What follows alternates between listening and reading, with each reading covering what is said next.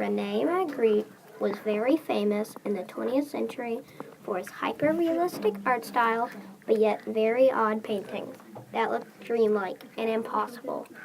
They called this surrealism. He was born in 1898 in Lessenis, Belgium, and died in 1967 of cancer at age 68. Rene Magritte was born the oldest child of the tailor and milliner Regina Leopold Magritte. As a child, Magritte lived in Lessenis, Belgium, and moved to Châtelet, which is where his mother committed suicide. She was severely depressed and jumped into a lake and drowned herself. When they pulled her out, her dress was covering her face.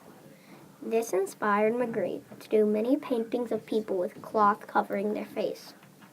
He started taking drawing lessons in 1910 until, in 1916, he went to the Académie des Beaux-Arts and studied art. In 1918, he left the Académie des Beaux-Arts and met Georgette Berger, who inspired many of his paintings. He worked in advertising and wallpapering until he got a contract in 1926 from Galerie Les Inter, which allowed him to paint full-time. He had his first exhibition in 1927, but all the critics hated him. Unfazed, he moved to Paris, where he met André Breton and joined the Dada movement. This was a movement led by Salvador Dali for surrealists. He became an important person of the Dada movement and stayed in Paris for 3 years. He then moved back to Châtelet, where he did many of his surrealist paintings. Here he painted La Trahison des Images, which means the treachery of images, and La Clairvoyance, which means looking into the future. This is a painting of a man looking at an egg, but painting a bird.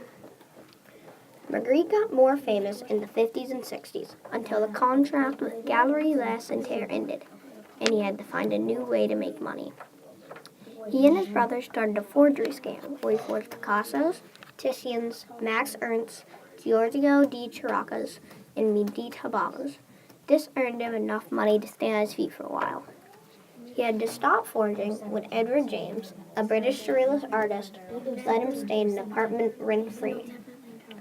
After he had made friends with Edward James, Magritte had enough money to move away, but in 1967, after a short time living on his own, he died from cancer.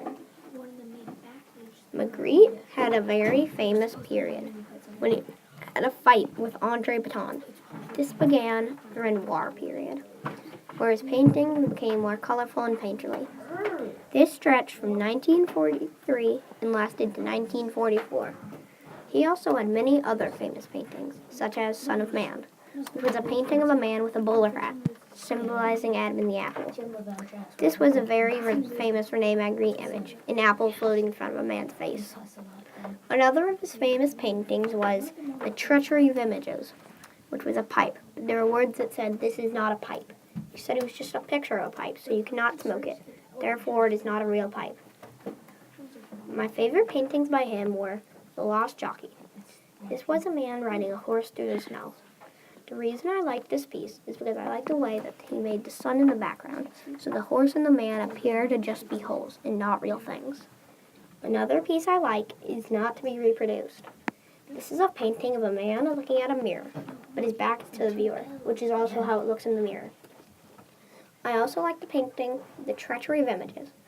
The reason I like this one is because I really think it makes you think before you see a picture and say, "Oh, that's a blank."